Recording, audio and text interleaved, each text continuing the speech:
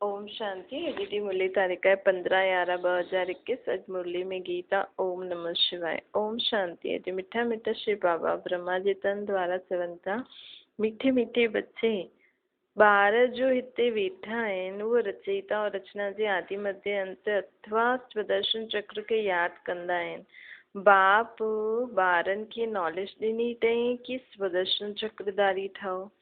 तव्हां ब्राह्मण ॿारनि जो उद्देश्य आहे ही स्वदर्शन चक्रधारी ठहण। स्वदर्शन अर्थात आत्मा स्व जो दर्शन करे, अर्थात आत्मा स्व जे बारे में ॼाणे कि मां कीअं हिन सृष्टि ते चक्कर लॻाया आहियां। सतयुग त्रेता द्वापर कलयुग, ये घड़ी घड़ी ये चक्कर घुमाइण आत्मा स्व जे बारे में घड़ी घड़ी चक्कर में मां छा करे आई आहियां, ये विचार सागर मंथन करण, ये ही स्वदर्शन चक्रधारी ठहण।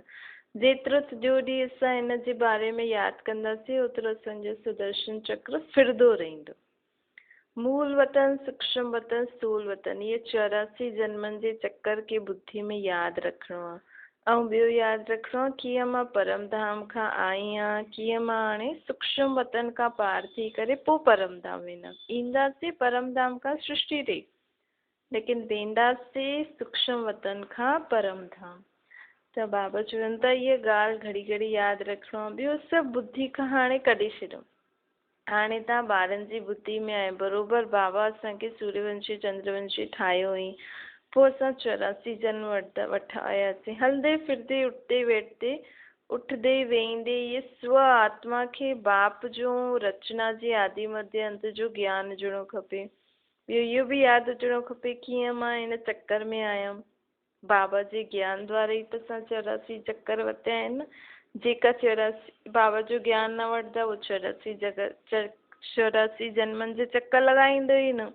त बाप जे बारे में बि यादि करिणो आहे। हाणे तव्हांखे शिव बाबा शूद्र खां ब्राह्मण ठाहियो अथई। बाबा सम्झायो अथई तव्हां 84 जन्मनि जे चक्कर जी बाजी कीअं खेॾंदा आहियो। पहिरियों असां ब्राह्मण आहियूं, पोइ ब्राह्मणनि खे रचण वारो ब्रह्मा शिव बाबा, ब्रह्मा द्वारा शिव बाबा आहिनि। रचता और रचना जे ज्ञान सां ही तव्हां सुदर्शन चक्रधारी ठहींदव।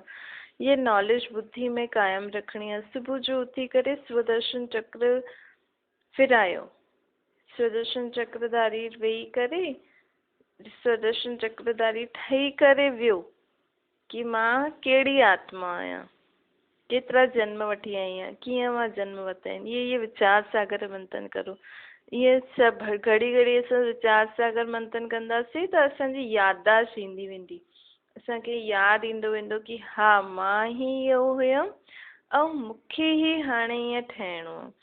असां 84 जन्मनि जे चक्कर खे ॼाणे वरितो आहे। हाणे असां आत्माउनि खे रचयिता बाप सभु ॿुधायो अथई, उहो हिकु ई आहे। चईंदो बि आहे बाबा, असां चईंदा बि आहियूं न कि असां सभु भाउ भाउ आहियूं, त ज़रूरु हिकु बाप त हूंदो तॾहिं त भाउ भाउ आहियूं न। असांजो बाप उहो निराकार परम पिता परमात्मा परम धाम में रहण वारो आहे। असां बि हुतां जा रहण वारा हुयासीं, लेकिन हाणे हेठि अची आहियूं पाठ वॼाइण। लेकिन असली त असांजो घरु उहो ई आहे न, उहो ई असांजो असली बाबा आहिनि। हीअ ॾिसो शरीर बि त कूड़ो आहे। असां अहिड़ा शरीर 84 जन्मनि में 84 शरीर वरिता आहिनि, छॾा आहिनि। हाणे इहे अंतिम शरीर, त शरीर बि मां न आहियां, असली में मां त आत्मा आहियां न। हिन शरीर जो आधार वठी करे मां आत्मा कर्म करां थी। बाबा अक्षर ॾाढो लवली आहे। शिव बाबा जे मंदिर में वञी करे केतिरी पूजा आदि कंदा आहिनि, ॾाढो यादि कंदा आहिनि। बाप चईंदा आहिनि मां तव्हांखे मनुष्य खां देवता तुच्छ बुद्धि खां स्वच्छ बुद्धि ठाहींदो आहे। तुच्छ बुद्धि अर्थात शूद्र बुद्धि, स्वच्छ बुद्धि ठाहींदो आहियां। शूद्र खां स्वच्छ बुद्धि ठाहींदो आहे, शूद्र खां दैवी बुद्धि ठाहींदो आहे, तुच्छ खां स्वच्छ बुद्धि ठाहींदो आहे, अर्थात ऊच बुद्धि पुरुषोत्तम बुद्धि मां तव्हांखे ठाहींदो आहे। सभी मनुष्य स्त्री पुरुष हिन लक्ष्मी नारायण खे नमन कंदा आहिनि, परंतु इहे न ॼाणंदा आहिनि कि इहे केरु आहिनि, कॾहिं आया, कीअं आया, इन्हनि खे एॾो ऊचो पद कीअं मिलियो आहे। त इहे बि मनुष्य आत्मा ई न। मनुष्य आत्मा खे कोई बि ऊच पद मिलंदो आहे त कोई न कोई कुझु उन्हनि महिनत कई हूंदी आहे। हाणे बि दुनिया में जेका बि मनुष्य एॾी ऊची सीट ते आहिनि, उन्हनि कुझु न कुझु त महिनत कई आहे न। बाप हाणे असांखे सम्झाइनि था कि हिननि भी महिनत त कई तॾहिं त एॾी उच्च पद पातो अथई। ये भारत अविनाशी खंड आहे, जी अविनाशी बाप परम पिता परमात्मा जी जन्म भूमि आहे। हाणे बाबा भारत भूमि जे बारे में था ॿुधाइनि। पतित पावन सर्वज सदगति दाता जो ये भारत जन्म स्थान आहे त वॾो तीर्थ स्थान थी वियो न। एतिरो नशो हुजणो खपे कि असां परमात्मा जी जन्म भूमि ते रहूं था। परम पिता परमात्मा सर्वज सदगति दाता जी ये जन्म भूमि आहे। पतित पावन जी जयंती भारत में ही मनाई हुई आहे। शिव जयंती मनाईंदा आहिनि त ज़रूरु शिव जो जन्म भी हिते ही थींदो हूंदो। ये भारत ॾाढो वॾो तीर्थ स्थान आहे, परंतु ड्रामा अनुसार कंहिंखे पतो न आहे कि असांजो गॉड फादर अथवा माता पिता पतित पावन सर्वज सदगति दाता जो जन्म स्थान आहे। हिन करे भारत भूमि खे वंदे मातरम चईंदा आहिनि। अर्थात हिन भूमि ते इहे ॿार जो श्रीमत ते हलंदा आहिनि उहो भारत खे स्वर्ग था ठाहिनि। उन्हनि खे नशो रहणो खपे कि असां श्रीमत ते कल्प कल्प भारत खे पैराडाइज ठाहींदा आहियूं। बाबा ॾिसो भारत जी माताउनि जी जय छो आहे, छो जो मुख्य निमित्त बाबा भारत जी माताउनि भेणनि खे ठातो अथई कि हिन दुनिया खे स्वर्ग ठाहियो। पुरुष भी आहिनि लेकिन निमित्त बाबा माताउनि खे ठातो अथई। छो जी माताऊं बाबा ॾिठई माताऊं हिन दुनिया में ज़्यादा माताउनि जे मथां ज़्यादा अत्याचार थींदो आहे। माताउनि खे पहिरियों कोई भी ऊच पद न ॾींदा हुया। सभु धर्म स्थापक भी पुरुष आहिनि, वॾा वॾा गुरु भी पुरुष आहिनि। हे त जॾहिं खां बाबा माताउनि खे अॻियां रखियो अथई तॾहिं माताऊं दुनिया में अॻियां वधी आहिनि। त बाबा भी निमित्त माताउनि खे ठातो अथई। इन करे वंदे मातरम ॻायल आहे। जो जेतिरो श्रीमत ते हलंदो ओतिरो उच्च पद पाईंदो। भारतवासियुनि कल्प जी आयु लाखों वर्ष लिखी छॾी अथई। तव्हां ॼाणंदा आहियो बाबा जेको असांजे आत्माउनि जो पीउ आहे, इहो भारत उनजो जन्म स्थान आहे। उनजो धर्म स्थापन कई। हुन धर्म स्थापक जो धर्म शास्त्र गीता आहे। गीता कंहिं ॻाई आहे भारतवासी न ॼाणंदा आहिनि, भुलिजी विया आहिनि। केतिरो फ़र्क़ु थी वियो आहे न। काथे निराकार शिव बाबा हाणे ब्रह्मा जे तन में अची करे असांखे ऊच ते ऊच गीता ज्ञान थो ॾे। ऐं काथे ये श्री कृष्ण तव्हां ॼाणंदा आहियो कृष्ण जी आत्मा जो गौरी हुई, हाणे ॾाढे जन्मनि जे अंत में तमो प्रधान थी वई आहे। पोइ उन ही तमो प्रधान आत्मा जे शरीर में प्रवेश करे मां गीता ज्ञान थी ॾियां। इहे ही आत्मा वञी करे जॾहिं गौरी थी वेंदी त कृष्ण जहिड़ो पाठ वॼाईंदी। इन करे कृष्ण खे सावरो गोरो श्याम सुंदर चईंदा आहिनि। सतयुग जो पहिरियों नंबर सुंदर प्रिंस इहो कृष्ण हुयो। इन जी महिमा आहे मर्यादा पुरुषोत्तम अहिंसा परमो धर्म। भारतवासी ये न ॼाणंदा आहिनि कि राधे कृष्ण ही लक्ष्मी नारायण ठाहींदा।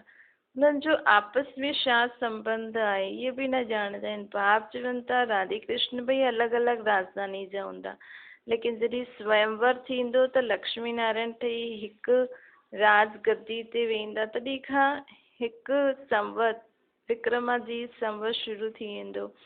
हाणे तव्हां सभु ॼाणो था न, बाप चवनि था हाणे ताईं तव्हां भक्ति मार्ग में जो कुझु पढ़ंदा आया आहियो उन्हनि में कोई सार न आहे। हाणे मां तव्हांखे वेही करे सभु ॻाल्हियूं यथार्थ थो ॿुधायां। 5000 वर्ष पहिरियों मां तव्हांखे राजयोग जी शिक्षा ॾिनी हुई, उहा ई राजयोग जी शिक्षा मां तव्हांखे हाणे ॾियां थो।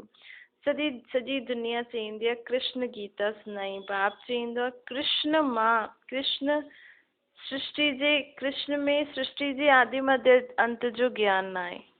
जॾहिं कृष्ण जी आत्मा हाणे त उहो ब्रह्मा जो शरीर में आहे त हुनखे सभु ज्ञान अथसि, लेकिन जॾहिं सतयुग में उहो कृष्ण जे शरीर में ईंदी, कृष्ण जो पाठ वॼाईंदी त हुनखे कुझु ज्ञान ई न हूंदो। अहिड़ी आत्मा गीता ज्ञान कीअं ॿुधाए सघंदी आहे? कृष्ण जी आत्मा जे अॻियां जन्म में हुन गीता ज्ञान प्राप्त कई, ॿुधाई न प्राप्त कई। हाणे बि करनि था न। गीता ज्ञान ॿुधाइण वारो परमात्मा ऐं नंबर 1 गीता ज्ञान खे धारण करे नंबर 1 ठही कृष्ण जी आत्मा। हाणे उहो ब्रह्मा जो पाठ थी वॼाए। हिन कृष्ण जी आत्मा जी ही ॾाढे जन्मनि जे अंत जे जन्म में मां प्रवेश कंदो आहे। हिन जो इहो मरजीवा जन्म आहे। तव्हांजा बि अव्यक्त नाम रखिया हुया। बाबा ब्रह्मा बाबा जो था पहिरियों नाम लेखराज हुयो, बाबा जी प्रविष्टा खां पोइ अव्यक्त नाम ब्रह्मा रखियईं, ॿारनि जा बि रखिया, लेकिन हाणे न रखंदा आहियूं छो जी ॾाढा ॿार फ़र्क़ थी ॾेई छॾंदा आहिनि, बाप जो ठही करे नाम रखाए करे पोइ भॼी वेंदा आहिनि, पोइ इहो शोभदो न आहे न, इहो ब्रह्मा त भॼी न सघंदो, इन करे नाम ॾियणु बंदि करे छॾियो। हाणे तव्हां ब्राह्मण ठहिया आहियो न, प्रजापिता ब्रह्मा जा ॿार शिव बाबा जा असां पोतरा पोतरियूं आहियूं। बाप चईंदा आहिनि वरसो तव्हांखे मूंखां वठिणो अथव, वरसो असांखे शिव ॾाॾे खां वठिणो आहे, इन करे ॾाॾे खे यादि करो, शिव बाबा खे यादि करो। इन जी ॾाढे जन्मनि जे अंत जो जन्म सूक्ष्म वतन में जो ब्रह्मा ॾेखारींदा आहिनि उहो त पावन आहे, सूक्ष्म वतन में प्रजापिता ब्रह्मा त थी न सघंदो आहे। बाबा चईंदा आहिनि इहा ॻाल्हि बि सम्झाइणी खपे, इहा व्यक्त आहे उहो अव्यक्त आहे, जार जी पिछाड़ी में लास्ट में बीठो आहे न, हिते ॿारनि सां गॾु योग में बि वेठा आहिनि पवित्र फ़रिश्तो ठहिण जे लाइ, त सूक्ष्म वतन में ॾेखारिणो पए कि हा इहो जॾहिं पवित्र पंहिंजी संपूर्ण स्थिति खे प्राप्त करे छॾंदो त इहो फ़रिश्तो ठहींदो। हिते बि प्रजापिता ब्रह्मा ज़रूरु खपे, उहो अव्यक्त आहे, इहो व्यक्त आहे। तव्हां बि फ़रिश्ता ठहो था न, हिन में ई मनुष्य मूंझदा आहिनि छो जी इहो बिल्कुलु नयो ज्ञान आहे, कोई बि शास्त्र आदि में इहे ज्ञान न आहे। भॻवानु हिकु ऊच ते ऊच निराकार परमात्मा सभी आत्माउनि जो बाप आहे, उन्हनि जे रहण जो स्थान आहे परमधाम, उन्हनि खे सभु यादि कंदा आहिनि कि अच अच अच असांजे मथां माया जो परछायो पयल आहे, पतित ठही आहे, इहे ॻाल्हियूं नए जी बुद्धीअ में वेही न सघनि। हाणे तव्हां रचना जे आदि मध्य अंत खे ॼाणंदा आहियो, सत्युग में असां ॾाढा थोरा सा ई राज्य कंदा हुआसीं, हुते अधर्म जी कोई ॻाल्हि ई न हुई, शास्त्रनि में केतिरी ॻाल्हियूं लिखी छॾी अथनि न, परंतु उन्हनि में कोई सार न आहे। सीढ़ी उतरदे उतरदे हाणे अंत में अची करे सभु पतित थी विया आहिनि। हाणे तव्हांखे जंप लॻाइणो अथव, कीअं सुदर्शन चक्र फिराए करे, जेको बाबा असांखे ज्ञान ॾिए थो, ज़रूरु सॼो ॾींहुं जॾहिं असां इहे ई बुद्धि में वीचार सां अगरि मंथन कंदा रहंदासीं त असां त जीअं जंप लॻाईंदासीं। 84 जन्म हाणे पता आहिनि, हाणे सेकेंड में जंप लॻाइणो आहे, कीअं मां आत्मा आहियां, परमात्मा जो ॿार आहियां, ऐं हीअं चकर लॻाए हाणे मां मुंहिंजी अंतिमो जन्म, हाणे मां ब्राह्मण ठही करे वरी खां देवता ठहिण जी पढ़ाई थी पढ़ां। तव्हां ॿार हाणे राजयोग सिखो था न, पोइ शांतीधाम में अची करे शांतीधाम मां तव्हां पंहिंजे पाण ई सुखधाम में ईंदव, इहे दुखधाम आहे। पहिरियों तव्हां हिते आया आहियो बाप वटि, बाप बि पहिरियों पहिरियों तव्हां सां ई मिलंदा आहिनि, हिते बाप ऐं ॿार आहिनि, आत्मा ऐं परमात्मा जो मेलो आहे न, हिसाबु आहे न, असांखे 5000 वर्ष बाप सां असां बिछड़िया आहियूं, त बाबा बि उन्हनि ई ॿारनि सां पहिरियों पहिरियों मिलंदो आहे। पहिरियों पहिरियों स्वर्ग में पाठ वॼायो, हुतां खां पाठ वॼाईंदे वॼाईंदे तव्हां हाणे किथे अची पहुता आहियो, हिकदमि हेठि अची विया आहियो। हाणे तव्हांखे तव्हां बाप वटि आया आहियो, बाक़ी थोरा जो आहिनि उहो बि ईंदा वेंदा था, सभु देवी देवता धर्म जी आत्माऊं जेकियूं आहिनि उहो बि ईंदी वेंदियूं निकिरंदी वेंदियूं, ॿिया ॿिया धर्मनि में अगरि जाते बि आहिनि, पोइ तव्हांजी पढ़ाई ख़तमु थी वेंदी। जॾहिं सभिनि खे सभु देवी देवता सत्य त्रेता जी आत्माउनि खे पतो लॻी वेंदो, विश्व जी सभु धर्म वारी आत्माउनि खे पतो लॻी वेंदो बाबा आयल आहे, त असांजी पढ़ाई पूरी थी वेंदी, पोइ सभिनि खे त वापसि वञिणो ई आहे। हुते जॾहिं जॻह ख़ाली थी वेंदी पोइ बाबा सभिनि खे वठी वेंदो। इहे सम्झण जी नई ॻाल्हियूं आहिनि, पढ़णो आहे न, स्कूल में कॾहिं वेंदा कॾहिं न वेंदा इहे लॉ न आहे। बाबा पढ़ाई जे लाइ ॾाढा प्रबंध बि ॾिना अथई, न त कॾहिं बि कंहिंजी कंहिं वटि बि पढ़ाई पोस्ट में न वेंदी आहे, इहा बेहद जे बाप जी पढ़ाई पोस्ट में बि वेंदी आहे, केतिरा कागज़ छपंदा आहिनि, किथे किथे वेंदा आहिनि। 7 ॾींहंनि जो कोर्स वरिताओ, पोइ किथे बि वेही करे पढ़ो। हिन समय सभी आधा कल्प जा अधु कल्प जा रोगी आहिनि, आत्माऊं अधु कल्प जा रोगी अर्थात आत्माउनि खे कहिड़ो रोग आहे, विकारनि जो, बुराइनि जो, पाप कर्मनि जो, आसुरी स्वभाव संस्कारनि जा जेका रोग लॻल आहिनि ये सभु आत्माउनि जे मथां अधु कलप खां लॻल आहिनि। वधंदे वधंदे हाणे ॾाढो थी वञे करे 7 रोज़ बट्टी में पहिरियों विहारणो पियो। ये 5 विकारनि जी बीमारी सॼी दुनिया में फैलियल आहे। सतयुग में तव्हांजी काया निरोगी हुई, एवर हेल्दी वेल्दी हुई, हाणे त छा हाल थी वियो अथव। ये सॼो खेल भारत में ही आहे। बाबा भारत जे ही खेल जे बारे में ज़्यादा पूरो ज्ञान ॾींदा। छो जो 84 जन्मनि जो खेल भारतवासी वठंदा आहिनि। उहो बि जेका सतयुग जे आदि में ईंदा उहो ई 84 जन्म वठंदा, सभु त न वठंदा न। तव्हांखे हाणे 84 जन्मनि जी स्मृति आई, कल्प कल्प तव्हां ही सुदर्शन चक्रधारी ठहींदा आहियो ऐं चक्रवर्ती राजा बि ठहींदा। इहे राजे स्थापना थी थिए, हिन में नंबरवार पद हूंदा आहिनि। प्रजा भी अनेक प्रकार जी खपे। दिल सां पुछणो खपे कि असां केतिरनि खे आप समान सुदर्शन चक्रधारी ठातो आहे। जेतिरो जो ठाहींदा उहो ही उच्च पद पाईंदा। तव्हांखे बाप माया सां युद्ध करण तो सिखाए। बाबा असांखे छा था सिखाए? माया सां युद्ध करण। हिन करे हिननि जो नाम आहे युधिष्ठिर। माया ते जीत पाइण जो युद्ध सिखलाइण वारो। युधिष्ठिर धृतराष्ट्र भी ॾेखारींदा आहिनि, घायल भी आहे।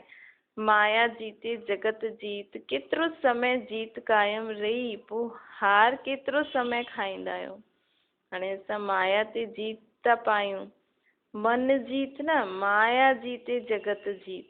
जेतिरो असां माया खे जीतदासीं ओतिरो असां जगत जीत ठहींदासीं। इहे बि तव्हां ॼाणंदा आहियो न।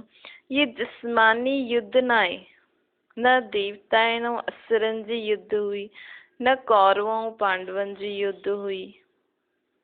बाबा चईंदा आहिनि असली में त असांजी हिन विकारनि सां युद्ध आहे। विकार रूपी सांपनि सां युद्ध आहे।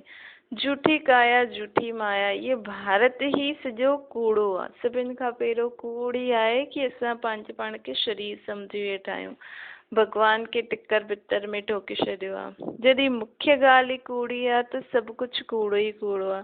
हाणे सचखंड हुयो, हाणे जॾहिं खां रावण राज शुरू थींदो आहे तॾहिं खां हिते कूड़ो खंड शुरू थी वेंदो आहे। ईश्वर जे लाइ केतिरो कूड़ ॻाल्हाईंदा आहिनि, केतिरा कलंक बि लॻाईंदा आहिनि। कलंकी अवतार बि ॻायल आहे, कलंगी अवतार बि ॻायल आहे। सभिनि खां जास्ती कलंक हिन बाप ते लॻिया आहिनि, बाबा ते लॻिया आहिनि न। उन्हनि खे कचमच अवतार, पत्थर टिकर में ईश्वर ठोके छॾे करे केतिरी बाबा खे गाली ॾिनी अथनि। छा इहे सभ्यता आहे? बाबा प्रश्न था पुछनि। मूंखे कचमच अवतार में ठोकियो अथव, छा इहे सभ्यता आहे? हाणे तव्हांखे रोशनी मिली आहे न। तव्हां ॼाणंदा आहियो बाबा असांखे रचता ऐं रचना जे आदि मध्य अंत जो राज सम्झाइनि था, जो ॿियो कोई न ॼाणंदो आहे। बाप ही सदगति दाता आहे। बाबा जे ज्ञान सां ई असांजी सदगति थींदी आहे। बाक़ी जो ख़ुदि ई दुर्गति खे आहिनि उहे छा ॿिए कंहिंजी सदगति कंदा। तव्हांखे अची करे मां राजाउनि जो राजा थो ठाहियां। तव्हां ही पवित्र पूज्य हुयो, हाणे अची करे पुजारी ठहिया आहियो। पवित्र राजायूं ही अपवित्र राजाउनि जे अॻियां मथो झुकाईंदा आहिनि। सतयुग में डबल सिरताज हुयो, विकारी राजा हुयो। पोइ द्वापर में जॾहिं विकारी राजा ई ठहींदासीं, सिंगल ताजदारी ठही वेंदासीं। पोइ सतयुगी डबल ताजदारी वारनि जी मूर्तियुनि जे अॻियां असां ई पंहिंजी मूर्तियुनि जे अॻियां सिर झुकाईंदासीं। सतयुग वारा हूंदा आहिनि महाराजा महारानी, परंतु द्वापर खां असां नंढा राजा रानी ठही वेंदा आहियूं। पवित्र खां अपवित्र ठही वेंदा आहियूं। पवित्र आत्मायूं अपवित्र आत्मायूं पवित्रता जे अॻियां मथो टिकाईंदियूं। अर्थात जेका महाराजा सतयुग जा महाराजा महारानी जा जेका चित्र हूंदा, त जेका अपवित्र राजा रानी द्वापर खां ईंदा उहो पवित्रनि जे अॻियां मथो झुकाईंदियूं। हिते बि ॾिसो सन्यासी साधु संत भी लक्ष्मी नारायण जे अॻियां मथो झुकाईंदा आहिनि। शुजी भल उहो भी पवित्र आहिनि, लेकिन उन्हनि जो शरीर पवित्र न आहे। लक्ष्मी नारायण जी आत्मा और शरीर ॿई पवित्र आहिनि। भारतवासी पवित्र प्रवृत्ति मार्ग वारा हुया। हाणे अपवित्र प्रवृत्ति मार्ग थी आहिनि, पतित प्रवृत्ति मार्ग वारा थी विया आहिनि। हाणे बाप चए थो तव्हांजो हिन मृत्यु लोक में अंतिम जन्म अथव। हाणे मां आयो आहियां तव्हांखे वरी खां सतयुग में वठी वञण लाइ। इहे मूसलनि जी लड़ाई 5000 वर्ष पहिरियों बि लॻी हुई। ये पुरानी दुनिया खलास थियणी ही आहे। बाप सम्झाइनि था गृहस्थ व्यवहार में रहंदे कमल फूल समान रहणो आहे। कमल फूल समान तव्हां ब्रह्मण ठाहींदा आहियो, परंतु ये निशानी विष्णु खे ॾेई छॾी आहे। छो जी तव्हां हिकु रस न रहंदा आहियो न। अॼु कमल फूल समान ठहींदा आहियो, 2 वर्ष खां पोइ पतित ठही वेंदा आहियो। बाबा चए थो जॾहिं तव्हांजी हिकदमि अंतिम स्टेज कर्माती स्टेज थी वेंदी तॾहिं इहा त उन समय असां ब्रह्मण सो फ़रिश्ता सो देवता 3 स्टेजियूं हूंदियूं। त उन स्थिति खे माण्हुनि चित्र में ॾेखारियो आहे। तव्हांजी इहे सर्वोत्तम कुल आहे, तव्हां ब्रह्मण चोटी आहियो। पोइ पुनर्जन्म वठंदे वठंदे देवता क्षत्रिय वैश्य शूद्र ठहींदव। शूद्र खां पोइ फट सां देवता थोरी ठहींदासीं। शूद्र खां पोइ पहिरियों ब्रह्मण ठहींदासीं, पोइ देवी देवता ठहींदासीं। ब्रह्मण चोटी त खपे न।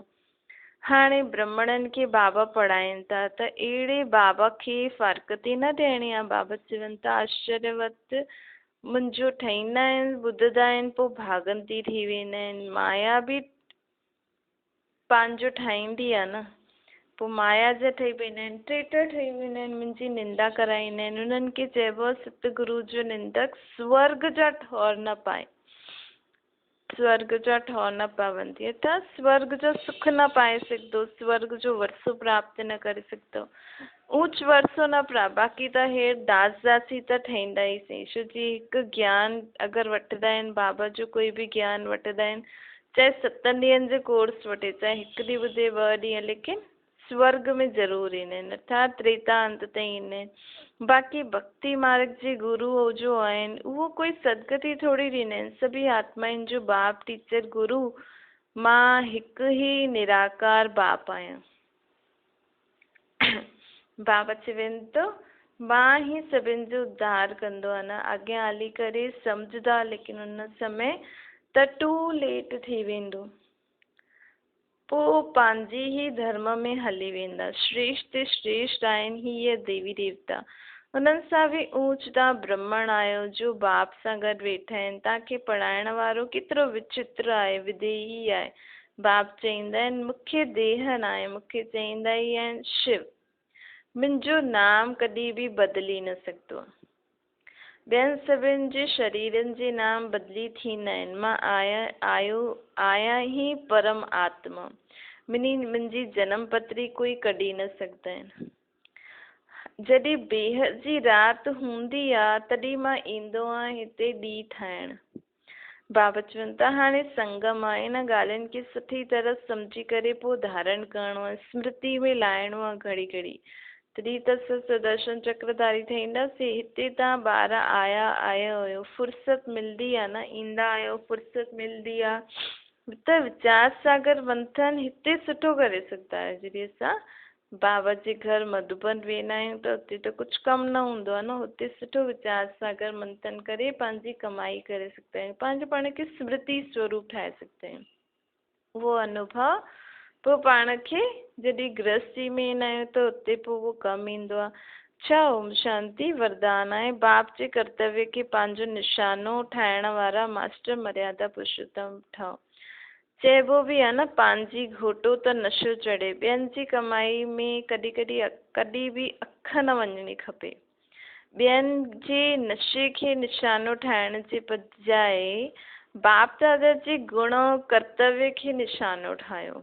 बाप दादा सां गॾु अधर्म विनाश सतधर्म जी स्थापना जे कर्तव्य में मददगार ठहो। अधर्म विनाश करण वारा अधर्म जो कार्य व दैवी मर्यादाउनि खे तोड़ण जो कार्य करे न सघंदा आहिनि। उहो मास्टर मर्यादा पुरुषोत्तम हूंदा आहिनि। त बाबा चवनि था हाणे ख़ुदि जो विचार सागर मंथन, ख़ुदि बाबा जो एॾो ज्ञान रतन ॾियनि था, बाबा जो असांखे एॾी स्मृति ॾियनि था। उन्हनि मां कुझु न कुझु गुण शक्तियूं बाबा जा धारण करे वीचार सागर मंथन करे हुननि खे पंहिंजो ठाहे करे हुन रीति अॻियां पढ़ो। ॿियनि जी कमाई में अख न विझो। स्लोगन आहे नॉलेजफुल ठही करे व्यर्थ प्रश्ननि खे स्वाहा करे छॾो त समय बची वेंदो। हाणे व्यर्थ प्रश्न जो मन में घड़ी घड़ी ईंदा आहिनि व्यर्थ ॻाल्हियूं, हाणे उन्हनि खे परमात्मा जी नॉलेज सां उन्हनि खे ख़त्म करो त उन सां असांजो समय बि बची वेंदो। अच्छा, ओम शांति।